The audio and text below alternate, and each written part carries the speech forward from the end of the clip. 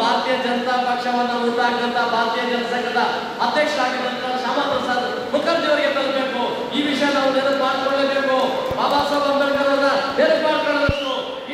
ಈ ಒಂದು ಭಾರತೀಯ ಜನತಾ ಪಕ್ಷ ಒಂದೇ ಇವತ್ತು ದಲಿತರ ಪರವಾಗಿರ್ತಕ್ಕಂಥ ಒಂದು ಪಕ್ಷ, ಇವತ್ತು ಶೋಷಿತರ ಧ್ವನಿಯನ್ನ ಎತ್ತಿ ನಿಲ್ಲಿಸುವಂತ ಒಂದು ಪಕ್ಷ ಇವತ್ತು ಒಂದೇ, ಅದು ಭಾರತೀಯ ಜನತಾ ಪಕ್ಷ. ನರೇಂದ್ರ ಮೋದಿ ಅವರು ದೇಶದ ಮೊಟ್ಟ ಮೊದಲ ಪ್ರಧಾನಮಂತ್ರಿ ಆದ ತಕ್ಷಣ ಬಾಬಾ ಸಾಹೇಬ್ ಅಂಬೇಡ್ಕರ್ ಪಾದಗಳಿಗೆ ನಮಸ್ಕಾರ ಮಾಡಿದ್ರು.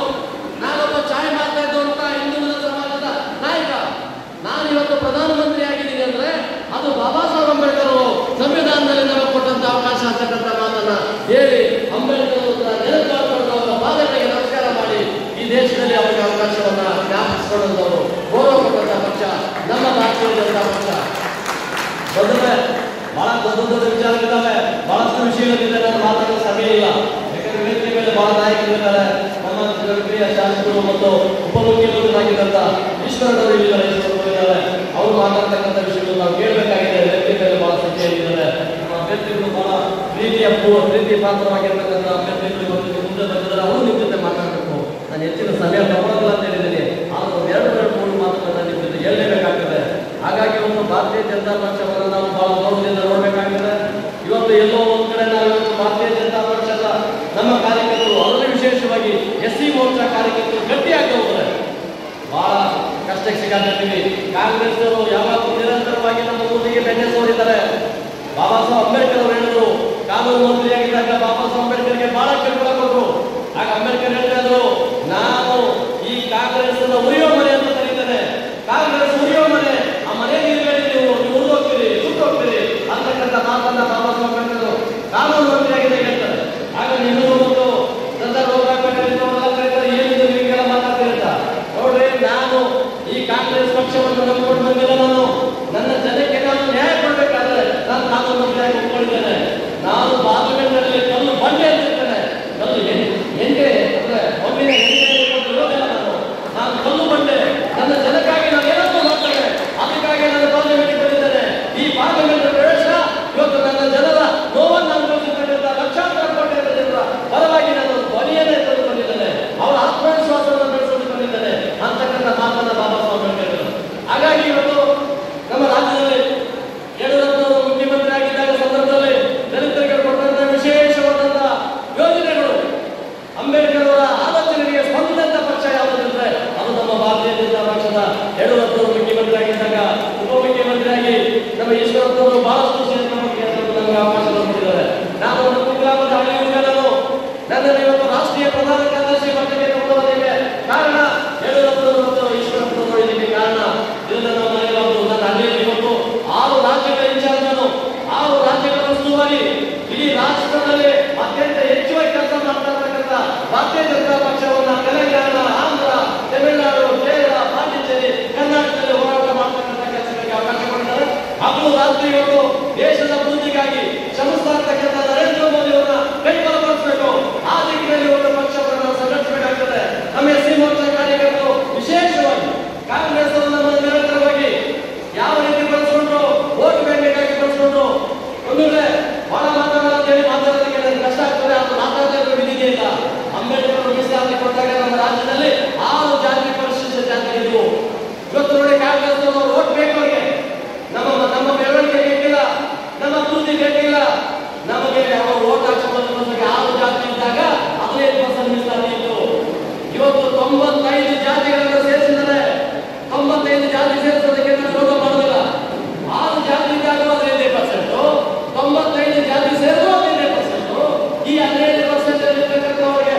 15 6 ಕಳಿಸು ಅದು 95 101 ಜಾತಿ ಇದ್ದೇವೆ ನಾವು.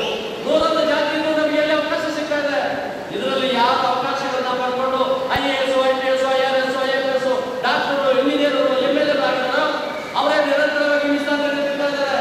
ಇವತ್ತು ಹಳ್ಳಿಗಳಲ್ಲಿ ಯುದ್ಧ ಮಾಡೋದು, ಕೂಲಿ ಮಾಡೋದು, 9 ಗುಂಡಿಗಳಿರ್ತಕ್ಕಂಥವ್ರು ನಾವು ಚಪ್ಪಾಳೆ ಹೊಡಿತಾ ಇದ್ದೇವೆ, ಓಟ್ ಹಾಕ್ತಾ ಇದ್ದೇವೆ. ವರ್ಷ ಓಟ್ ಹಾಕೋ ಟೈಮ್ ಮಾತ್ರ ನಮ್ಮನ್ನ ನೆನಪು ಮಾಡ್ಕೊಳ್ತಾರೆ. ಆದ್ರೆ ನಮ್ಮ ಭವಿಷ್ಯವನ್ನ ಉಜ್ವಲ ಮಾಡಕ್ಕೆ ಸಾಧ್ಯ ಆಗ್ತಾ ಇಲ್ಲ. ಇವತ್ತು ನರೇಂದ್ರ ಮೋದಿ ಅವರು ಪ್ರಧಾನಮಂತ್ರಿ ಆದ ಕ್ಷಣದಲ್ಲಿ ಹೇಳಿದ್ರು, ಇವತ್ತು ದೇಶದಲ್ಲಿ ಇರ್ತಕ್ಕಂಥ ಹೆಣ್ಣುಮಕ್ಕಳು ಸೌದೆಯಲ್ಲಿ ಒಲೆ ಉಡಿಸ್ತಾ ಇದ್ದಾರೆ, ಅಡಿಗೆ ಮಾಡ್ತಾ ಇದ್ದಾರೆ, ವಿದ್ಯೆಯನ್ನು ಬಳಸ್ತಾ ಇದ್ದಾರೆ. ಆದ್ರೆ ದೇಶದಲ್ಲಿ ಇರ್ತಕ್ಕಂಥವ್ರು 10 ಲಕ್ಷಕ್ಕಿಂತ ಮೇಲೆ ಬಂದು ಯಾರು ಇನ್ಕಮ್ ಟ್ಯಾಕ್ಸ್ ಕೊಡ್ತೀರೋ ಅವ್ರಿಗೆಲ್ಲ ಸಬ್ಸಿಡಿ ಇತ್ತು. ಗ್ಯಾಸ್ ಸಬ್ಸಿಡಿನ ಬಿಡ್ಬೇಕು ನೀವು ಅಂತ ಕಾನೂನು ಮಾಡಲಿಲ್ಲ. ಪ್ರೀತಿಯಿಂದ ಹೇಳೋದು, ಯಾರು 10 ಲಕ್ಷಕ್ಕಿಂತ ಮೇಲೆ ಬಂದು ನೀವು ಗ್ಯಾಸ್ ಅಂತ ಮಾಡ್ತಾ ಇದ್ದೀರಿ ಸಬ್ಸಿಡಿ, ಆ ಸಬ್ಸಿಡಿನ ಬಿಡಿಯೋದು. ಇವತ್ತು ದೇಶದಲ್ಲಿ 4 ಕೋಟಿ ಜನ ಇವತ್ತು ಸಬ್ಸಿಡಿಯನ್ನ ಬಿಟ್ಕೊಂಡಿದ್ದಾರೆ. 10 ಲಕ್ಷಕ್ಕಿಂತ ಮೇಲ್ಪಟ್ಟ ನಾನು ಸೇರಿ ಗ್ಯಾಸ್ ಸಬ್ಸಿಡಿಯನ್ನ ತಗೊಳ್ತಾ ಇಲ್ಲ. ಹಾಗಾಗಿ ಹಳ್ಳಿಯಲ್ಲಿ ಇವತ್ತು ವಿಶೇಷವಾಗಿ ಪರಿಶಿಷ್ಟ ಜಾತಿಯ ಮಕ್ಕಳಿಗೆ ಮೊದಲು ಅವಕಾಶ ಕೊಟ್ಟು, ಇನ್ನೂರವರೆಗೆ ಅವಕಾಶ ಕೊಟ್ಟು ಇವತ್ತು ಎಲ್ಲ ಕಡೆ ಗ್ಯಾಸ್ ಉಚಿತವಾಗಿ ಸಿಗ್ತಾ ಇದೆ, ಗ್ಯಾಸ್ ಸಿಲಿಂಡರ್ ಸಿಗ್ತಾ ಇದೆ, ಗ್ಯಾಸ್ ಸ್ಟೋವ್ ಸಿಗ್ತಾ ಇದೆ. ಹಾಗಾಗಿ ಇವತ್ತು ಸಮಯದ ಅಭಾವ ಪರಿಸ್ಥಿತಿ ಬಂದಿದೆ. ನನಗೂ ನಾನು ಮಾತಾಡೋದನ್ನ ಕಮ್ಮಿ ಮಾಡಿ ಇವತ್ತು ದೇಶದಲ್ಲಿ ಇವತ್ತು ಬಹಳ ಎಚ್ಚರಿಕೆ ತಗೊಳ್ಳಿ.